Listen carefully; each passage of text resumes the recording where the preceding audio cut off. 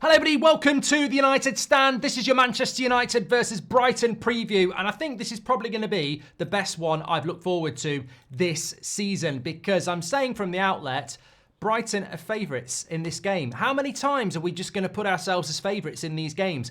Bournemouth beat us at Old Trafford. Forest have beat us at Old Trafford. Newcastle have beat us at Old Trafford, all in the last month. Southampton should have beat us at half-time. We are the underdogs in this game, and I'll tell you why. Brighton, in my opinion, have got a better squad. On paper, we have this myth that we've got better players, but I'll go through it and I'll explain it. And weirdly, I think we might win, but I'll explain that one as well. But look, Brighton are a weird team. They've only lost, I think they've only lost 4 games this season, Brighton, which I find absolutely incredible when you think about Forest have lost 4, Newcastle have lost 5, Man City have lost 6, Bournemouth have lost 5. So Brighton just draw a lot of games. That's what they do. Obviously, they beat Ipswich on Thursday, but they're a good team. They're a good team. And when I look at that team, obviously Zirkzee needs to start. We'll talk about that. And I think there's a couple of other changes as well. But listen to this. When I go through the Brighton team against Ipswich, Pedro up front, Ayari, O'Reilly, Adingra, Mitoma and Baliba as the 5 behind him. You've then got the likes of Danny Welbeck on the bench, Solly March on the bench, Enciso on the bench, Minte on the bench, Modder on the bench, Rutter on the bench. They're just a better squad with better players this season. Are we getting the full potential out of our team? I don't think we are. But I've just named you about 11 players that I think are good players. And if they have a good game on Sunday, we're going to struggle unless we have a really good game. They're good on the ball. They always have been. And they're not easy to beat. So I think we're going to have to play at a very, very high level. And what worries me is they've got Amorim saying basically that some of our players were dead on Thursday night against Southampton, energy-wise. Arsenal played a North London derby on Sunday as well. They went to extra time and penalties as well, and they had the mental fatigue of losing that game. They played 24 hours before us in one of their biggest games of the season in the North London derby and won. So this tiredness thing also needs to be questioned. I don't question Amorim. I don't question that at all. But I've had a theory for a few weeks now that our fitness department is so bad at its job that they're actually saying to the manager now, you can't overplay these players because they're protecting themselves. So Amorim, as he does, is quite intelligent and he puts it out to us. And he is telling us that these players are tired. You know, they're really, really tired. But it doesn't stack up. It doesn't stack up when teams like Arsenal are playing more games than us in a quicker turnaround and their players are winning still. And they're not tired. So why are our players so tired? Is it a change in system? Are you having a laugh? Most of these players are international. They go and play different systems every few months. It's a fitness department, isn't it? And I think Amorim has been very, very open about how he's told to rotate and change players because I think the fitness department are fed up of being criticised because they're not good at their job and of having injuries against them. But is this another problem with our squad? They're not capable of dealing with the demands that other clubs can. I'd be very interested to see what Brighton's starting team is on Sunday and what ours is actually. But yeah, I think Brighton to me, I mean, I've never spoken about a team more than us first in the couple of minutes that we've got here, but I remember looking at Brighton just before start of December in the run of fixtures and no Europe, and I thought they're going to challenge for top 4. They're actually only 5 points ahead of us, and they're 7 points off top 4 now. So realistically, they're sort of mid-table, aren't they, Brighton? But that's where we are. I look at Manchester United, I look at that side, and I look at the team I've just seen with the likes of Pedro and Mitoma and Baliba, and you know the players that they've got, and I think they're better than us. That's why they're above us in the league by 5 points. They are better than us, and that mentality is worrying, but also refreshing because it's reality. I think for too long, it's always about when are we going to be back? When are we going to win the league? And I think there's a lot of United fans going, look at where we are. We are where we are. It's not a mistake. It's not by chance. We finished 8th last year, and we're now, 12th? We are consistently dropping around the mid-table, which is unacceptable for Manchester United. The question is, why? That question is to you. Why? Get in the comments and let me know. Anyway, I don't think we're a very good team. I've hopefully got a video coming out for you later on about our striking issues, which covers the last 5 years. I think you'll find it very interesting if you're wondering why we don't score goals. But Zirkzee's got to start this game. I'm a massive fan of Rasmus, Garnacho, Mainu, Ahmad, Yoro, all these younger players. It's what Manchester United's all about. But there also has to be an acceptance at times. Otherwise, you become agenda and you become player FC. And if I sat here and said, Rasmus needs to start this game over Zirkzee, that would be me putting my like for that player and desire for him to do well above reality. I think Southampton, it was 50-50 whether he should have started. And I think Amorim started him because he wanted him to score goals and, he believes in him. And I credit Amorim for that. But the performance was worse than the previous one. And the previous one wasn't great. Against Arsenal, you're going to get roughed up. It's going to be hard against the likes of Saliba and Gabriel. But against Southampton, there is no excuse to get dominated. There is no excuse not to be holding the ball up. There is no excuse for that. There was no service, and I think that is something we'll talk about on the show later, and that's not on Rasmus, that's not on Zirkzee. Zirkzee came on and got no service as well. That's something separate, but you still got to do your job. You've got to not get bullied by Southampton defenders, and I think he did. Zirkzee came on and did a lot better. He held the ball up well, he took the instructions. So Zirkzee deserves to start, and that's how it should be. In a game like this, it'll be very interesting, because I'm not actually convinced about Zirkzee yet. I don't make my mind up very, very quickly either way. I don't see Agate have a struggle in his first 2 games and say he's crap. And I don't think Zirkzee's a write-off either. But this is an opportunity for him. He's looked better in the last 2 games. He had a lot more confidence. Apparently he's committed his future to United. It's at Old Trafford. Let's see what you can do, because there's something to build on. And look, it is easier to come off the bench than it is to start a game for Manchester United at Old Trafford. So let's hope we can get a good start, because it's going to be very important. Maguire obviously comes back into the team. De Ligt, Martinez. I think he will go Mazraoui and Delo. I've gone with what I think Amorim will do. I prefer us to have a winger out there, but let's be honest, although Ahmad scored a hat-trick, we got absolutely rinsed down that side, and it wasn't just because of Yoro. So I think he will go more solid at the back, and I think he will play Delo and Mazraoui. Midfield's interesting. I mean, Agate's apparently knackered. How's he going to be less knackered 2 days after, really? I don't know, but he has to play, and he came off relatively early. Mainu came off at half-time. I don't want to play Eriksen or Casemiro. I mean, Eriksen's pass was incredible, but he hasn't got the legs. And look, it really does come down to that. If I'm being completely honest, you can't pick Eriksen because he got an assist against Southampton when they were parking the bus at the end of the game.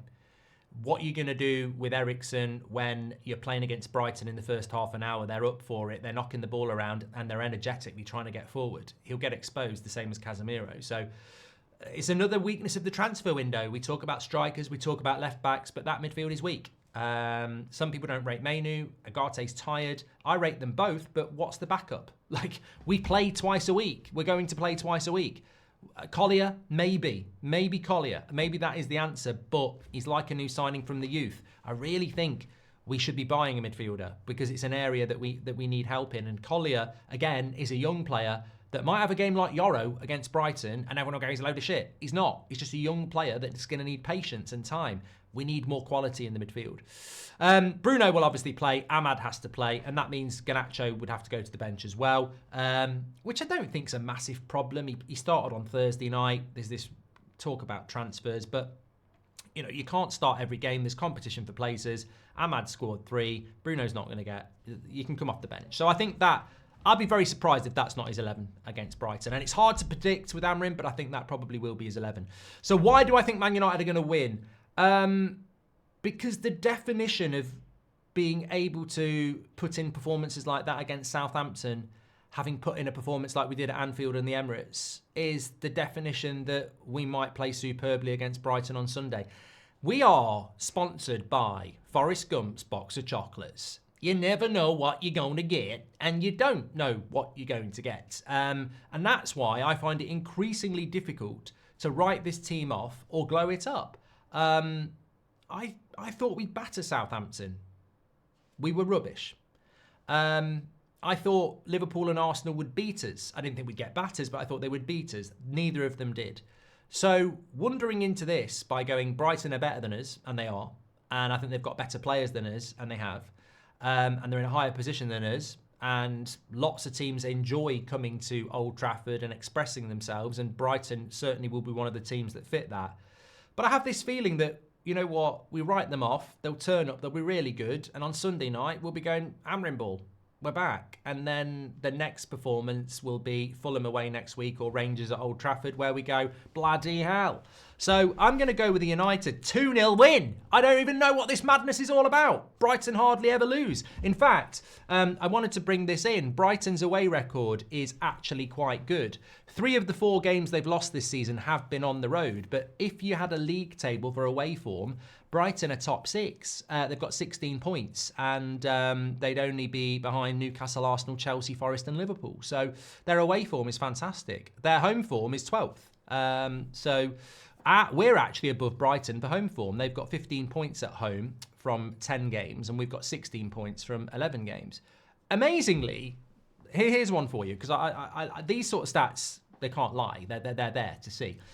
We've got the same points at home this season as Chelsea. Chelsea have only got 16 as well.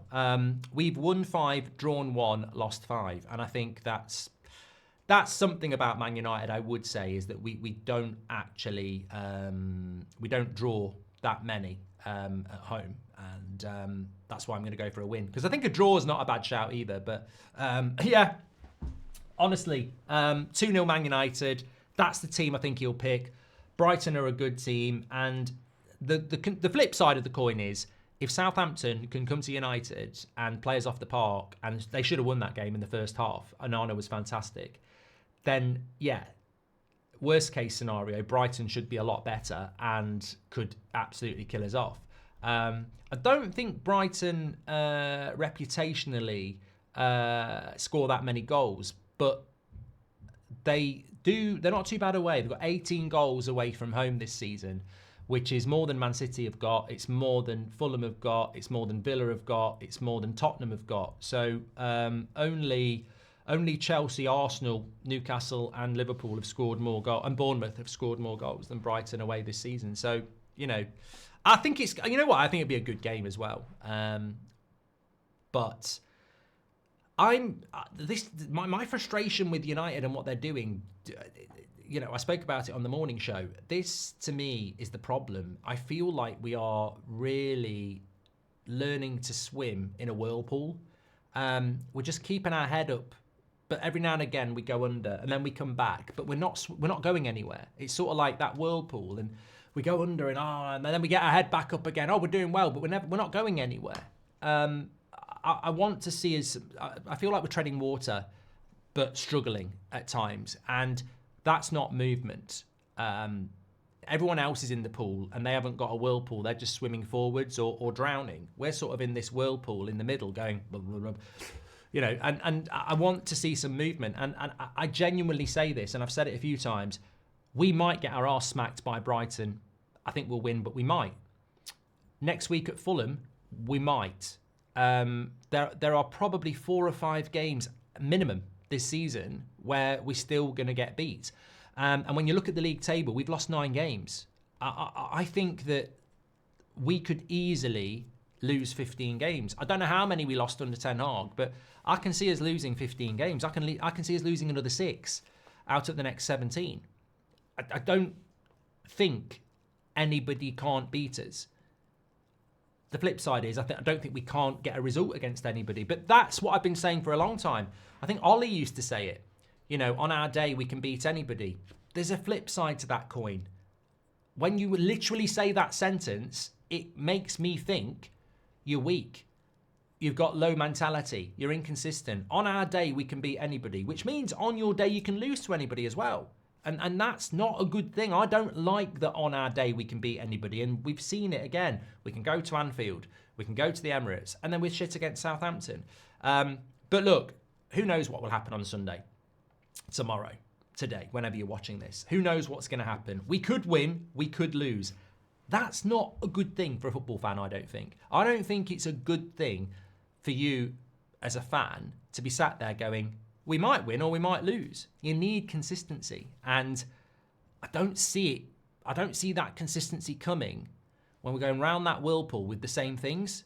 we need a change of direction and we need to start moving. And it's very difficult when you've got an ownership that are sinking themselves in confusion.